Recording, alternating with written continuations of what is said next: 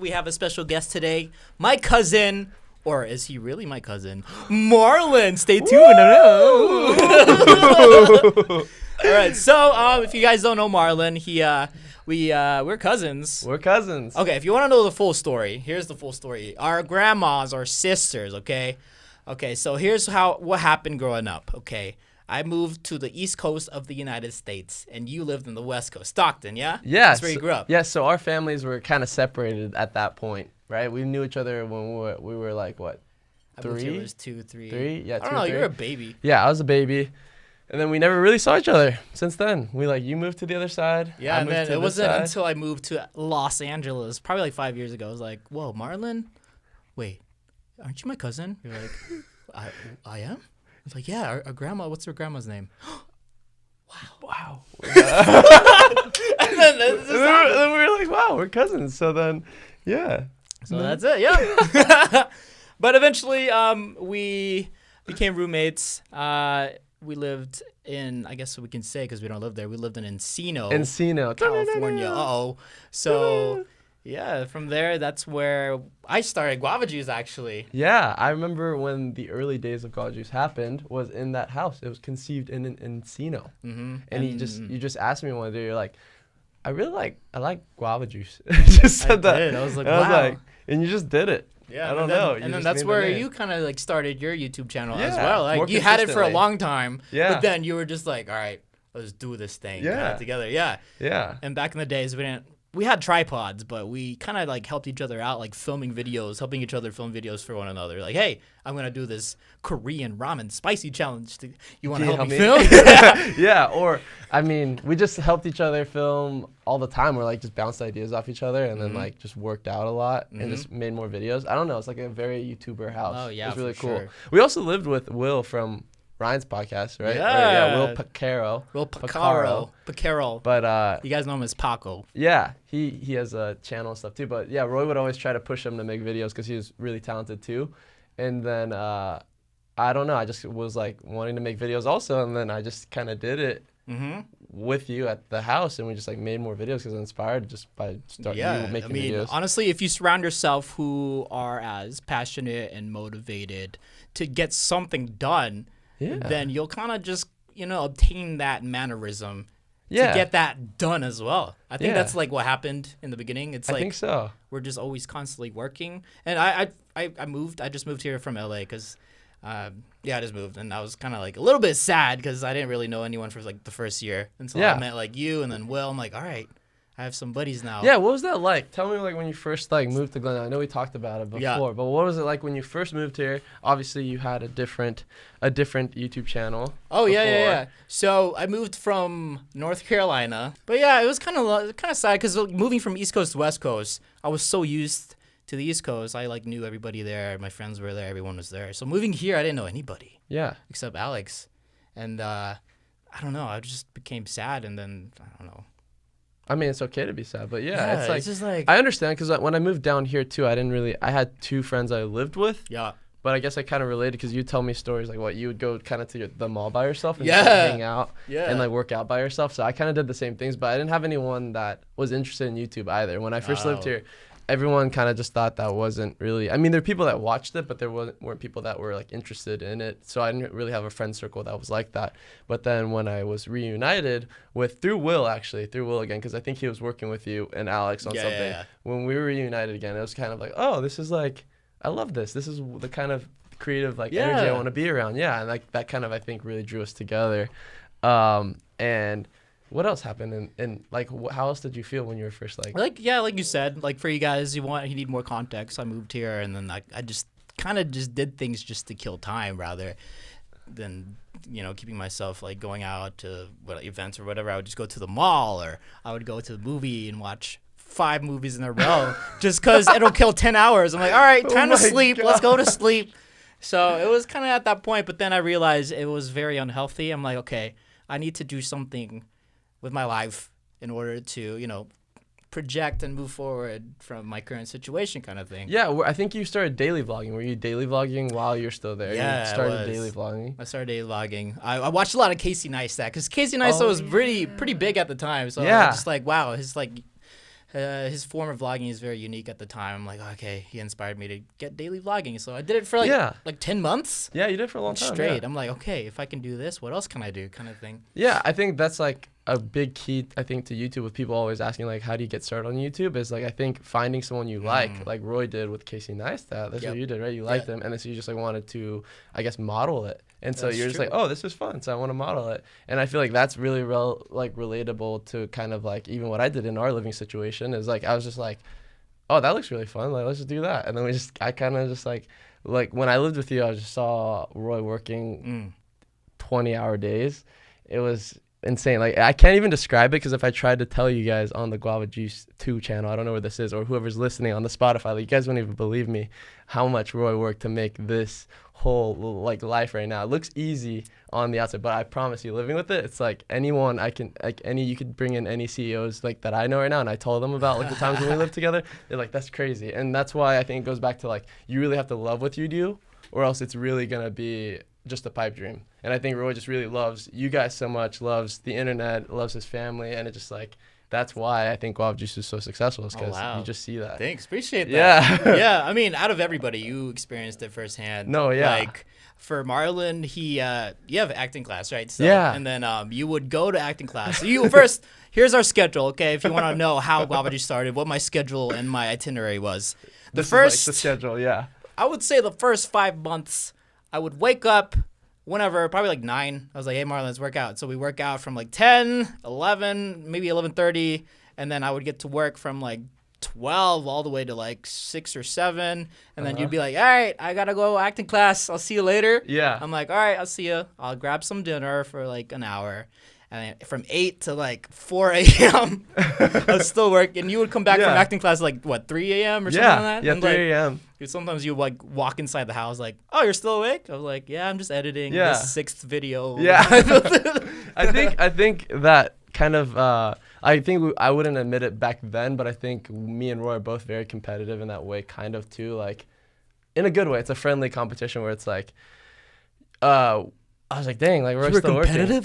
I think so. I didn't want to admit that, but I think that's what really drove me, is because it was like, dang, if Roy can work, you know, when I left till now, like there's no excuse for me to go to bed right now. Oh, you're talking about like in a very contagious, like inspiring way. You're like, okay, cool. If you can do this, I can work a little bit harder just to get this done. Yeah. And accomplish that. Yeah. So like I said in the beginning, like if you're surrounded by people who are extremely motivated to like a goal, especially one that you really love to obtain or reach for, then sooner than later you'll just follow that same path. Yeah. Because you're just so inspired and you're surrounded by that energy and that motivation just to strive for that goal. So, yeah. So that was like really a fun way to jump into it. But it was just crazy to see the first 6 months of Guava Juice is crazy. Like that's like, because that was crazy growth for you too, right? I don't know, but you like Roy was never like satisfied too. I never remember the one. If you guys go back and look at a 1 million surprise video for Roy was sleeping when he hit 1 million subscribers on Guava Juice, because it wasn't good enough for Roy. Like Roy was so hungry to like get to, I don't even know, to where he maybe past where he is now. But when he was going for the first 1 million, it was like he already knew that was gonna happen. So I had to wake him up at like 3 a.m. Yes. That's a big part, I think, of like getting something you want, is like you're certain about it. And I think Roy was already like, okay, 1 million's not the goal here. It's past 1 million. Dude, I think the mentality of it, I think knowing now, like 2.5 years after, that's almost 2.5 years. The mentality of it now, it's like if you have a goal, exceed that goal. It's like, you know, when people like track coaches, you know, they advise, they give this advice to their sprinters. Like if they see the finish line, think of the finish line to be even further than where it is now. So that way you could just keep sprinting no matter what. So if you have that mindset to sprint to not only the current finish line, but the imaginary one that the coach suggested, then your mind will just sprint through the current one. You'll get to, you'll kind of get there. It's kind of like you're always at full speed no matter what, kind of thing. So my mindset was, if I hit 1 million, okay, what's the next thing? Like times it by 4, times it by 5. Okay, what's 5 million? Let's hit 5 million, you know? Yeah. Like right now, like, okay, here. What's a current goal you have like right now? For me, my current goal on my current channels, like my goal is like I would love to hit 10 million subscribers. 10 million. Yeah. So it's like, you know, instead of 10, just hit 10 plus 10, so that's 20, or 10 plus something else, like a bigger project. So you have this, but then you have also this. I don't know. It's just kind of like do more. Yeah. Kind of thing. When you were in that phase when you're trying to hit 1 million, I actually never asked you, I guess, because we moved out before that. Like, were you going past 1 million then? What were you searching for then? 1 million? Were you going? What was your actual goal then? Honestly, I was just trying to get to where I was, because I left Wasabi Productions, and it's kind of like I knew where I was when I left it. It's like kind of like, how do I get there? Okay. How do I get there faster, or how do I get there and go beyond that kind of thing? Yeah. So that was kind of like the fire in my butt, because after leaving Wasabi, I had so much hate. Like, people are like, oh, you can't do this. You can't start a gaming channel because it's so saturated on YouTube. You're going to fail. So I kind of just used that as like my gasoline, my fuel, just to burn me and like motivate me to do even further. Yeah. So that's kind of like why I like haters. Haters are bad. I mean, it's bad and good, bittersweet. Haters are bad because they just kind of do their best to bring you at their level. Ooh. That's kind of how I see it all the time. It's like, hey, haters right here. You're right here. Like, hey, you dumb, boy. They're trying to bring you there, but in reality, they dumb, boy. Oh, you know what I'm saying? You know what I'm saying? Yeah, I get it. Yeah. That's some gangster and I think talk you're there, doing something right if you have haters, if people are hating on you, there's a reason for it, and it's either they're jealous or whatever that reason is. It's usually jealousy, and mostly jealousy, and the fact that you are a lot more successful than they are. Yeah. Then that's probably why. Because kids get bullied all the time. If you're being bullied right now, just know your bully is right over here. You're over here, up here. Because first and foremost, the bully probably has some kind of problems. And that problem is trying to project it on someone that they think is weaker than them, which might be you, but in reality, it's not you, because you are powerful and strong. Ooh, okay. So just use that as like fire to like, just inspire be yourself. Inspire yourself. Be Inspire yourself, yeah. You're already better than them. Like, why? Yeah. Why even like give them the energy just to, be them? I think that is the trick, because they're trying to get you to come down to that level. Yes. When you can rise to a different level, which I think is the opposite of what I did, what I did is I think I felt like I more rose to the occasion, because I think when I was first coming into YouTube, I didn't really understand what being a YouTuber is. I think a lot of people don't understand what being a YouTuber or influencer really is. Yeah. When you're coming into it, but Roy had been doing it for 8 years already before we even lived together. Yeah. 8 years? Something like that, like 10 or 8. 10 or 8 years already. So Roy had been doing it for 10 years, and then on top of that, he had like the fire under his butt from the haters and leaving different things. So going into that was just insane. Like I told you, like going into that with having an accountability partner, I guess you call it, on accident. We just did that. It's in all these self-help books. Me and Roy just did it on accident. We didn't read any self-help books. Yeah, that's true. We kind of just did it on accident. I don't know. It was natural. It was very natural. Like I didn't think I would get to where I am now by like, that wasn't like my goal. I'm like, oh, this is like, I'm going to go to bed every night and like I'm thinking about hitting a certain number of subscribers or something. I think I was just having so much fun in the process of making all this stuff. That is true. I think just starting, like, whenever you start a new project, you're kind of just like, okay, let's go. It was fun. Kind of like this podcast. Like, I don't even know why we're doing it, but it's fun. I think anything that is fun for you like that and it comes like naturally to you, you should just keep doing it. Because that's what I felt like a lot of my first videos I started doing.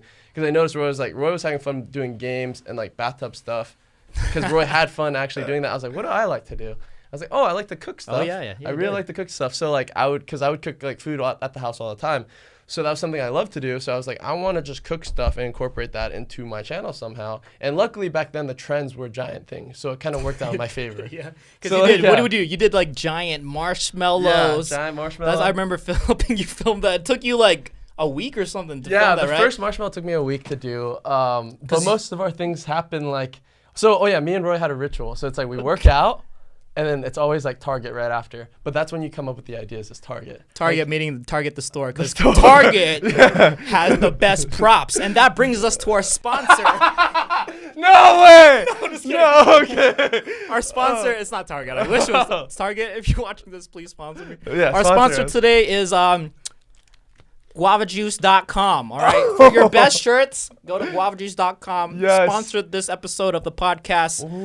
We were able to buy these microphones. You just bought a new computer just specifically for the podcast. So yeah, come support the podcast. Buy some merch so we can get some good gear and stuff. We need a new table because look at this table. Like every time we hit it, you hear like a bump, even if we hit it slightly. So, guavajuice.com, if you use the code STAYJUICY, you get 10% off of your purchase. 10% off. So, help us buy a new table, please. Guavajuice.com. And it's high quality. I'm feeling it right now. It's really soft. It's so soft. Oh, yeah, by the way, Rose over there, you haven't sent a word. Just want to say, acknowledge you. How you feeling? I'm feeling good. I'm like super interested in what you guys are saying. I've just been here so astonished, like, oh, wow, that's their life. Yeah. Can we have some sound effects? Like yeah, here you go. You got a clapping sound. Oh, we got the clap sound. So go to guavajuice.com if you want us to get a soundboard. That'll help us get a soundboard so we get some cool sound effects. Maybe a piano. Maybe it can just make some background music or stuff. Yes. Yeah, that'd be cool. Soundboard. I would love that for the next time I come on episode 52. I want to be back on. 52. Some more. Okay. I'm coming back. Episode 52. All right. I want to come back because I think this is the intro one. We talk about how we got started, what our relationship is like, and then 52 we're like, what are we doing now? I guess we might be able to talk about that too. You know, but I said this is episode number 2 of the podcast, but this is actually episode number 1. We did episode 1, but it wasn't. I don't think I was too satisfied with it, so I think this will be episode 1. Okay, episode 1. So I guess I could just start off with like the reason why I'm doing these podcasts. Okay. So there you go. Let's start with it. The reason why I'm doing these podcasts is because it's raw, you know? You're so used to me, at least, like in the camera being all crazy and whatnot. But in reality, I'm not like that at all. It's so hard to be like Guava Juice, like, oh, what's up, YouTube? It's so hard to do that every time. So it's just a way to be raw and just be me, you know? Yeah. And everyone else. And like, you have some cool guests like my cousin Marlon. Ooh, or raw like a tree, because trees are raw. Yeah, so let us know What? Let us know who you want in the podcast for the next episodes, please. Oh yeah, in the comments below. Yes. All right. Comments. So Marlon, a couple questions. Yeah, sure. We kind of just started this podcast like hot. Okay, sorry. Let's go back to the question. Like, okay, we live together, but here's our inspiration, yo. We went straight to that. Yeah, because I know that's what you guys want to know. How do you do YouTube? How do you be successful on YouTube? That's the secret. We're trying to tell you. Yeah, there are secrets. I guess we could talk about that. But I mean, we could do the questions. Yeah. We could do questions that segue to how YouTube is. Sure. Yeah. That's good. You know. Yeah. How to become a YouTuber for those who want to be a YouTuber. Yes. Anybody can do it. It's just the fact that you got to keep doing it. You know, you can make content for a year. And sometimes it'll work, sometimes it won't, but it's the fact after, do you keep going or do you stop, that matters at that point. So the answer is keep going. That's like with anything in life. If you just do anything, even if you're bad at it for like a year or 2 years, just keep doing it. Because eventually something will kick off and you'll be so good at it, you'll love it, and you'll inspire people to do it. Because if you really want to do it, you won't give up. Like, you'll figure out a way. You'll find some sort of way. I don't know how, but you'll figure out a way, and then you'll figure out how to do it. Yeah, that's really it. Okay, question, Marlon. Okay, question. Let's do it. Let's talk about your inspirations here, okay? Who are some people that inspired you growing up, whether it's, like, family members or, like, personal public figures? It could be any, Yeah, anybody, really. Okay, so first one, my number one inspiration has to be, I would say Will Smith. Oh. I really love Will Smith because his career is amazing. That's hot. And he's always inspirational. He actually has a YouTube channel now, and he's obviously always killing it again. Other inspirations, my YouTube inspirations, I would say like Ryan Higa, Kev Jumba, Wong Fu Productions. Like, I grew up watching them. Like, when, I don't know if you guys won't remember this, but there was a time in YouTube where it was just all Asians. Asians were like the top of YouTube. Like, everything was Asian. Everything was awesome. Everything was Asian. Everything was Asian. And that was just so cool because I'm an only child. I love watching YouTube videos even in high school. So if I didn't have any friends or after practice or whatever, I'd come home, watch YouTube videos, and they would cheer me up or inspire me. And I was just like, one day I want to do that. And yeah. You think mainly, is it mainly because you're bored? Because I was bored? that you kind of just like, because you grew up in Stockton, yeah? Yeah. So is there things to do in Stockton? There was a golf place that was mini putting that you could eat at Costco, and no, there's nothing to do. Yeah, I have a theory. It's like, if you're bored, you kind of just find things to do kind of thing. Okay. Because growing up, I was bored. I was super bored, and I was constantly just trying to figure out things to do, whether it's like learning how to ride a bike.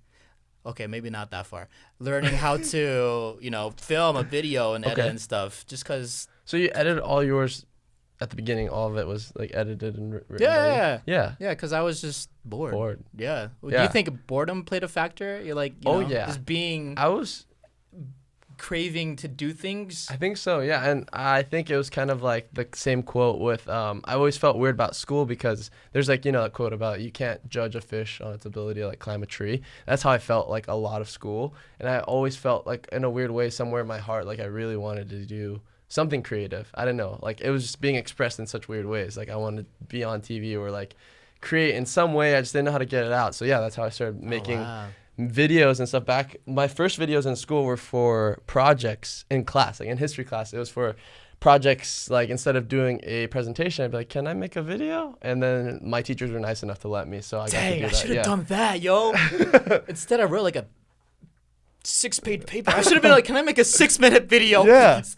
That would be the best. Yeah, I had teachers that supported that. So shout out to you, Mr. Hone. Mr. Hone, what's up? Coach Hone, he was also my cross-country coach, so that was cool. Oh, wow. So you had teachers like inspire you growing up? Yeah. Oh, wow. They inspired me to do that, and then I kept kind of making videos there too because I also got bored again, and I was trying to figure out creative ways to ask girls to prom or formal. And that was just something I knew I was good at. So I knew like if I could, like, you know what I mean? Like it's just, I don't know. Nice. I wouldn't say I was good at. Sorry, something I knew I liked to do. Right? So like that's why you make YouTube videos, because you like to do it, so you won't get bored of it. Therefore, you'll just keep doing it. The same thing with that is like I asked this girl to formal because I made a like stop motion video, which I knew no other person was gonna do that. I just thought I was the weirdo in class, and no one else was gonna do that. Sometimes being weird is like the best thing ever, because you kind of just stick out like a sore thumb in a good way though. Ooh. So if you think you're weird, you're not weird. You're just really, really amazing in your own way. You're special. Yeah, because look at us. I was weird in high school. I didn't talk to anybody. Really? No. Were you emo then? Still? You had this, like, dude, yes. this Oh thing? man, you should see. I loved emo songs, rock bands, hardcore, because that kind of depicted how I felt. Sad. Yeah. Sad. Yeah. And then when you came back to LA, it was sad. I'm noticing a trend here that you get inspired by your sadness. I think, yeah. So if you ever like sad or down, use that as fuel just to create something as successful to. I don't know. How do you explain that? Yeah, you have to express yourself, I guess, because when you're sad or down, that's like a strong energy of something. You're feeling something, which means you're alive, I think. Yeah. And so you transfer that energy into your work. Oh, that's a good way to do it. And then you're showing the world, you're giving like a gift to the world. Like, I'm so sad right now. I don't know what to do, but I want to make this. So I want to give it to you and show you. I think that's it. It's like, instead of being sad and watching 10 hours of movies or whatever, just spend 10 hours on your craft, whatever your that craft, is. whatever you like to do, whether it's dancing or pogo sticking, hula hooping, or Captain Crunch eating. Oh, that's a good one. Well, yeah, you eat a bunch of cereal. Let's do that. Ooh. We should eat Captain Crunch right now.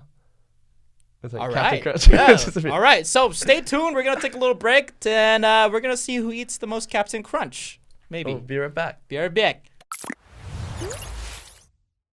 We just took a little break because we talked too much, I think. Yeah, we talk about it. Taco about it. We went to Taco Bell, actually, and we talked about it. Is that the real sponsors? No.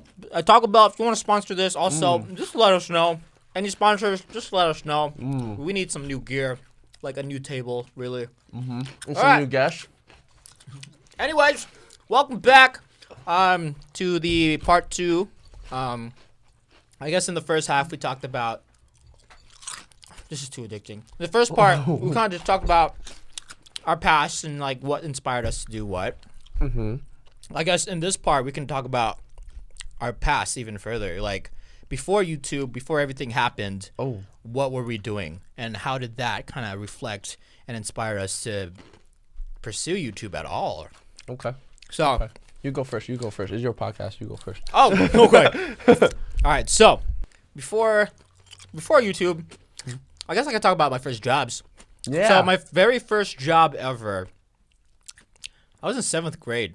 My middle school teacher hit me up. He's like, "Hey, you want to mow grass?" I was like, "Yeah, sure. I guess so." So I mowed grass for him. But then I feel bad because I was young and I kind of didn't want to work. There was one time where I had to do something that night, which was like go to the mall and shop, whatever. And then I was like, "Hey, I can't work today. I got something to do later." He was like, "No, just come. I'm like, okay. And then we mowed grass, and then I was like, "Hey, I gotta go now." So I felt bad, so he drove me all the way home so I could just go to the mall. I felt so bad, so I kind of like used that. I feel bad now, so if you're watching this, I'm not gonna say who you are because people can just. Like, he knows YouTube. who he is. Yeah, so I'm sorry. I was like 7th grade, so did my best. But what I learned from that is you gotta appreciate other people's time.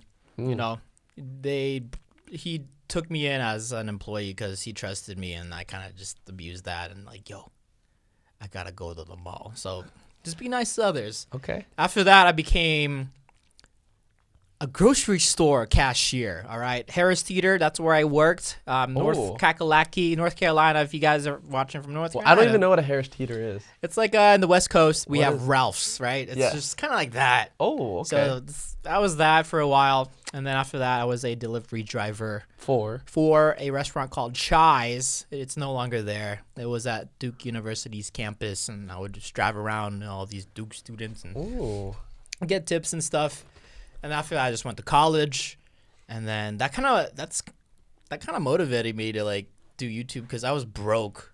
Yeah, and I needed ways to find lunch money and stuff. So I could say that pushed me to make more content. Is I was starving, and I didn't want to use my mom's money because she had like 3 other kids to worry about, and I just wanted to do my best not to let her spend too much on me because college is expensive. Yo. Oh yeah. So that was mine. Who inspired you then to start YouTube?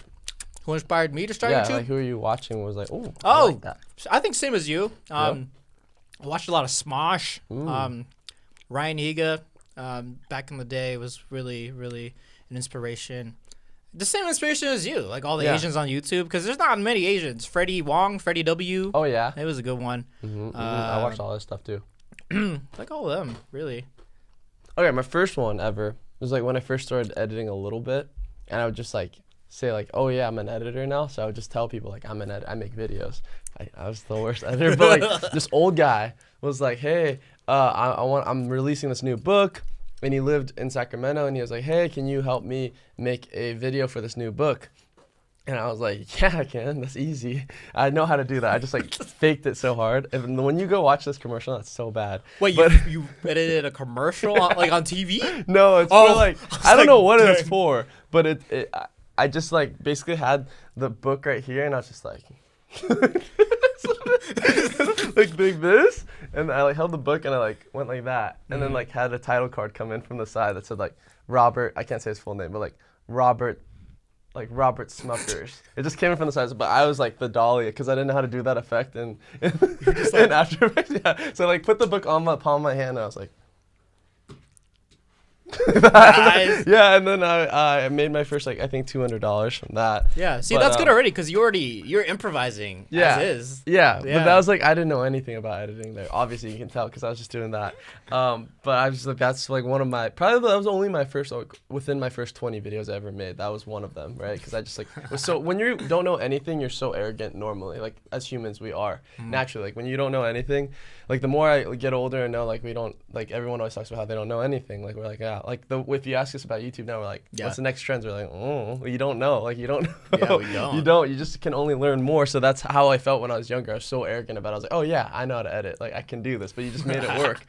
And then when I went to college, my parents were like, you have to get a real job because college is expensive. So I applied for my first job ever, which was at Chipotle. Hey, Chipotle, if you want to sponsor this podcast too, please. Yes, sponsor this podcast, please. It was awesome. That was my first interview ever. I was always the kind of the kid that I guess I was arrogant about that too. I was like, I Googled everything about Chipotle, read that, okay, it's $1 billion company. I knew everything, like the first paragraph on Wikipedia about it. I wore like a collared shirt button down. Like, it was nice, it had like lines in it. Yeah. Cause like I thought that's what you're supposed to wear to these things. Yeah. No, like I wore, like took it very seriously. I'm like, I'm wearing this, I'm wearing like dress pants, dress shoes. I'm just gonna show up. Wait, to a Chipotle interview? Yeah, to Chipotle interview. Okay. And my friend was like, oh, like I work there already. I'll put in a good word, like today or the next day. And I was like, oh, cool. Like this is a shoe-in because my friends are gonna talk about it. I already have the job. Like that was my mindset going into this, is I already have the job. Nice. So I go in. And I'm sitting, and it's a group interview. I didn't even know these are real things, like group interview. Why do you do a group interview? This is crazy. It's like 7 guys probably, and the manager, and we're all around a table. And he just asks us questions. And I would just like talk about things, and I'd be like, yeah, you know, I'm inspired by the quality that Chipotle brings, and talk about things that I read on the Wikipedia page. I read that like Chipotle is all about quality, about like sourcing local foods and stuff. And I would just say things that I read on Wikipedia. And all the other guys were just like wearing t-shirts and other things like that, like t-shirts and hats and all these things at the interview. What? Yeah. I wouldn't even do that. Yeah, that's what the other guys were wearing. And he was like, all right, guys, thank you so much for interviewing. Let's leave. Like, let's go now. I'm like, okay. And I was like, okay, bye. I'm just walking out, and I get a tap on my shoulder. And as everyone's leaving, he's like, hey, do you want to work today?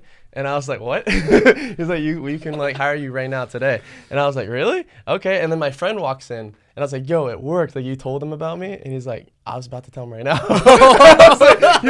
He was like, no, I didn't even mention it to him yet. I was about to tell him right now. Wow. And then he was like, oh, I was like, I just got hired. He was like, really? He was like, yo. And then that's how I got my first job ever. Yeah. So the lesson learned, moral of the story, do your research, right? Yeah, and dress nice. And fake it till you make it, kind of. Yeah, just fake it till you make it. Really? I think so, because I had the confidence of like knowing that I already had the job. And That's true. I think that really sells to someone that you're trying to get a job from, is like, I know what I'm doing. I'm not afraid of anything. Like, let's give it to me. Let's do this. And I think that's what I had. That's true. It was true. on accident though, but I got it later anyways. And I was a good worker too, so. There you go. Yeah. So as long as you're confident walking to anything, I guess on YouTube, if you talk about like YouTube, like, in words of YouTube, if you're confident enough to know that you'll reach 1 million subscribers, you'll reach it and even go further. So you don't want to, I guess if you want to start YouTube, or you're planning to become a YouTuber, you want to start off by making your channel and just keeping a mindset of, I am going to get 1 million subscribers. Or a goal lower that you want too, but like a good goal for you. But yeah, 1 million is start always low. a good goal. Start low. Yeah, 1 million is good. And also, I think, what was it? Wait, I had a thought. Huh? I had another thought. Dang it. No, where'd it go? It's gone. It's gone. So I guess we could segueing into out of this one into why, if I guess people, inspiring people to, if they want to become YouTubers, we can just give people advice on what we think and what helped us. Okay. And hopefully it'll inspire them to, you know, give it a shot or not. Or yeah, maybe I guess if you're thinking about doing YouTube, this is the segment for you. 710. Click on the link. 710. Okay, here we go. I guess we're just doing this on the spot. We don't have any notes or anything. No notes. I guess we can think about 2 really important mindsets. Okay. 2 very important mindsets or skills just to move forward, you know, if you want to pursue that. Because if it doesn't relate to YouTube, this will definitely relate to something else for sure. True. Yes. So I think I can start it off. One important mindset to have is the confidence to even do it. Because if you're not confident at all, you know, whether you're in front of the camera or, you know, confident with the project you want to pursue, then you can see that, you know? Like, have you seen videos where people talk on camera and then they just they're like, hey, my name is, it's like that you can see that the confidence is off. Yeah. And I guess if you really work on that craft and show people that you are confident, then you can achieve it. Like your Chipotle situation. You're confident enough to know that you're gonna get the job, and look what happened. You know, you got it easily. So that's a great foundation to have, at least if you want to pursue. Yeah, that was my thought. Actually, I remember my thought now. It's because like no one wants to watch someone that's like questioning themselves the whole time. You watch someone because they're fun and they're confident, or they have like information for you, or they're making skits with their friends, but they're not afraid of it. They're having fun and they're confident. I think that's like a big part. It really sells to someone that's watching because they're looking for someone too. They want to hang out with you, and they're not going to want to hang out with you if you're just like afraid of everything and afraid of being on camera too. It's just not someone fun to watch. I guess something for me, and mentality number 2 is adaptability, being able to pivot on command almost. That's true. Because YouTube changes so fast. The internet in general changes so fast. One meme is a new trend, another trend comes up the next day, another trend comes up the next day. One thing I especially noticed living in the, I don't know what we'll call that house, the Encino house, the powerhouse, the Guava powerhouse or something. Yeah. The farmhouse. The haunted house. By the way, segue, that house was haunted. We'll tell the story in a little bit, but yeah, keep listening if you want to hear about ghosts next. We'll call it the haunted house. Okay. One thing I did notice is adaptability, just being able to adapt to how the YouTube as it is now, as fast as you can, or whatever you're doing in life as fast as you can, is so helpful. Because if you're just stuck in one way and you're trying to do the same thing over and over again, that's literally the definition of, what's that the definition of again? What? Adaptability? Insanity. Yeah, insanity. Yeah, if you do the same thing over and over expecting different results, it's insanity. So that's why I especially noticed that with Roy. Like he'll look through like trends and things. So just do it on accident. He won't even realize it, but you just look through things and you find that you notice what's the word? You notice what's trending, but also like what's the other word? Like associative brain. What does that mean? Like you like notice things that like 10 videos can all be successful, but you notice one thing in them that like makes sense, and then you just like adapt it and put it into your own video. Whether it's like a sound effect or pacing of it or whatever it is. But I think adaptability is so strong, because if you can have that, then you'll always be able to survive in life too. If you're in any environment, you just adapt. You're like, I'm in the wild now. Oh yeah, I can adapt. Just piggybacking off of that, it's good to be adaptable, especially on YouTube, because there's a thing called the algorithm. We don't even know what it is. It's a box. They call it the machine learning software on the YouTube, and it's always changing constantly. Whether, for example, a video will be doing well, and then 2 weeks your video will not be doing well. Whatever you post, it's because it's always changing. So it's always great to evolve. And like what Marlon said, adapt to what's currently changing. So if you want to, I guess, how do I do that, you're asking? A good way to do it is, like I said, like what Marlon said, figure out what's trending. Look at your analytics. That's a huge part, okay? I don't know if people know what that is. Analytics is just like a feature on YouTube. Where all your data, data. Look at data, see what's trending. That's all I got. You know? I know some people who like kind of just do the same thing for years and years and kind of just wonder why nothing's happening. Well, it's because you gotta adapt, I guess. You gotta adapt, yeah. You always gotta change, and you can't get comfortable in that way, I guess. Yeah, a good example is Fortnite. Fortnite started off just simple. You build and then you become the last person standing. Now, if you look at it today, they adapted so much. They have updates like every single month, like new season. It's like season 200 right now. And right now you can fly. You can do a whole bunch of stuff. What? You can fly? Yeah, you can. It's because they know how to adapt. They know this. They know what it's like to be successful. Like they know what the audience want. They know how to swerve the audience to keep playing the game. To retain make it exciting and engaging. Yeah. So adaptability is a great part. Yeah. Of life. Yeah. Yeah, I agree 100%. 100%. I moved to LA, adapted. Now I'm chilling. Yeah. I'm still chilling. I'm not watching movies as much, but I'm chilling now. Yes. You got another tip? What's another tip? I got one. Well, go ahead. I got one. One that was like, for me, it kind of coincides with the adapting one, but one this one I also learned from Roy. I guess I learned everything on YouTube from Roy. Yeah, but this one's a crazy one. And this one I think you should write down for sure, but it's not even that crazy, but I call it the speed of doing something. So like when you are adapting, you don't take 2 months to adapt. You do it right now. Like it's because one of the stories I had with Roy is I'd get home from my work or whatever at 3 o'clock in the morning and I go to sleep or something, or I finish editing, go to sleep. one time like Roy knocked on my door and I thought like someone was breaking in or something, or a ghost was attacking him or something, and he was like, "Yo, there's this what's that one challenge called? The Running Man challenge." Yeah, he's like, "Yo, the Running Man challenge." It's like it was popping somewhere. It was popping off on Twitter. He understood that it's what's the urgency of it, I guess, of doing something quickly, because if you don't jump on it right away, there'll be 30 other people that do it before you, and then their video will be featured, and then you are just left behind in the dust, like wondering how come when you made it, it's not like at 10 million views or 5 million views. So doing something fast. Another example I remember, one of my biggest videos I have on my channel, I think 16 million views, is one time we're at the gym and we're working out 9 a.m. and we saw that this Nerf video was trending. And we just like, we're about to work out. We didn't even get to touch a weight yet. And we're like, oh, well, got to go buy all the Nerf guns. And so we just like left and went to buy all the Nerf guns. Same day, made that video the same day, posted it the same day. And now it's one of my biggest videos ever in the world. That's crazy. On my channel. Yeah. Yeah. So if you have an idea, do it now. Do it now. Don't wait. So I guess that's it's like a life philosophical thing, but it's a big YouTube thing too. Just do it right now, because that's how fast the internet is. And you'll be more happy for doing it too. You wouldn't be like, man, I should have done it. Should have done it yesterday. That's true. Versatility. Ooh, that's a good one. Okay. For me, if you look at my channel, I do a lot of stuff. It's not just like one thing, you know, because it's the ability just to be versatile and to do many things kind of just like challenges you to, you know, get it done, and then in the process of doing it, you learn.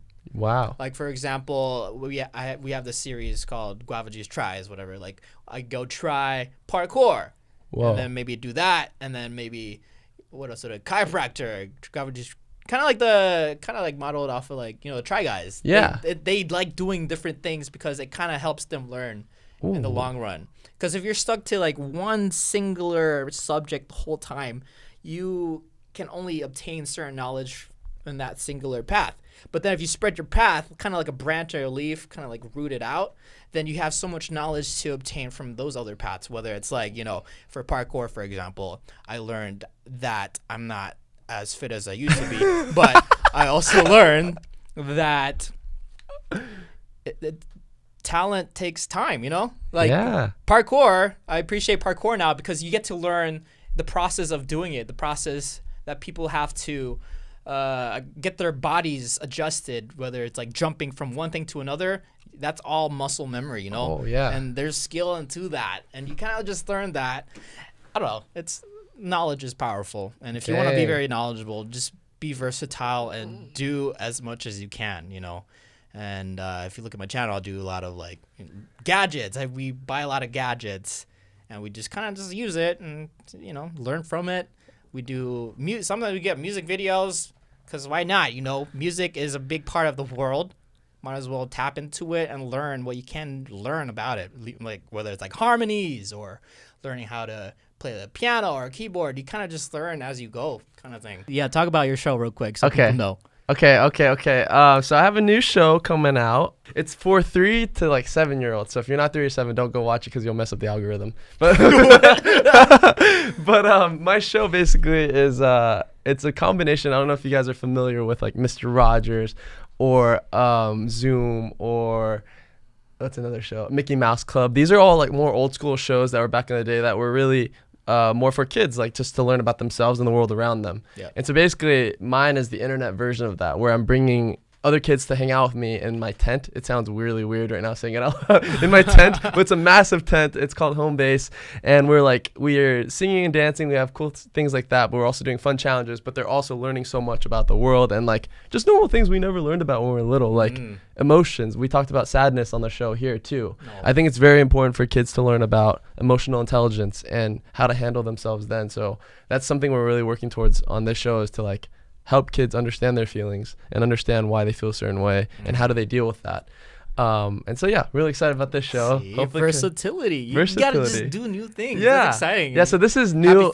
Growing up, I wanted to be like a big brother to like my nieces, and I never got to do that. And so that's why I got to do like foods and all that stuff. And now I get to actually be like a real big brother on this show and bring kids in, and we get to make cool videos and learn about themselves and the world. So, yeah.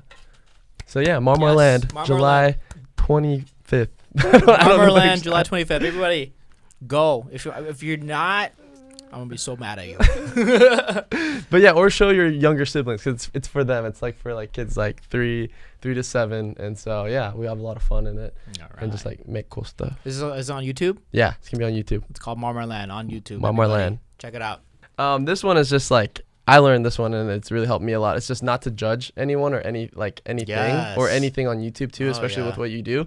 Because I learned what you judge, you cannot do yourself. And so, yeah, going up on YouTube, there's so many other channels out there and you're like, that guy's dumb or that guy's this. And then when you make a judgment like that, you don't know what's going to blow up, what's not going to blow up. And when it does blow up and you need to go do it yourself, you can't do it because you made judgments on it and it stops you. And so, yeah, it really stops you. So, like, anything is possible. So you just don't judge and have fun. And, you know, that's true. That's why there's so much drama out there because people are just judging. Yeah. And then see where that leads. Nowhere really. Yeah, true. Yeah. Just accept everybody, you know, everyone. You're all on the same team. Everyone, if you're a YouTuber, every YouTuber is against the algorithm. So, in a way, we're all in the same team, same boat. So, just be happy and just accept one another, you know? Yeah. Cool. I'm so excited to be a part of one of the first episodes. I think this episode 1, though. Episode 1, yeah. Oh, yeah. Yeah. I'm really excited. And I think this podcast is going to grow into a beautiful tree of guava information and things. I don't know what I'm excited to see what else is going to be on it, but yes. Yeah. Yes. Yeah, so make sure if you haven't subscribed yet, hit that subscribe. It's available on Spotify, SoundCloud, and iTunes Music. I don't even know I'm just kidding. And Apple Music. Anyways, once again, thank you to our sponsors, guavajuice.com. If you haven't got your Guava Juice shirts, go ahead and get it. We need some new podcast gear. And thank you, Marlon. You are very inspirational. I'm pretty sure people watching this think you are inspirational as well. Oh, thank you. Yeah, I'm glad I could be an inspiration to you as well. Yes. No, yeah. Thank you. Thank you so much for being an inspiration to me and all the other juicers out there. You inspired me as well, by the way. Thank you. Just growing up. Growing up? I didn't even know you growing up, cousin. Like living in the same house. Oh yeah, we didn't talk about our house, our haunted house story. Okay, yeah, quick. Okay. Stay tuned for the next podcast to understand our house story. Whenever Marlon comes back, go subscribe. Thank you for watching. You are amazing. The cameras are gonna die soon, so we gotta end it early. Sorry about that. Thank you for watching. Okay, let's end it. What's that? What's the ending? What? Oh my God! What?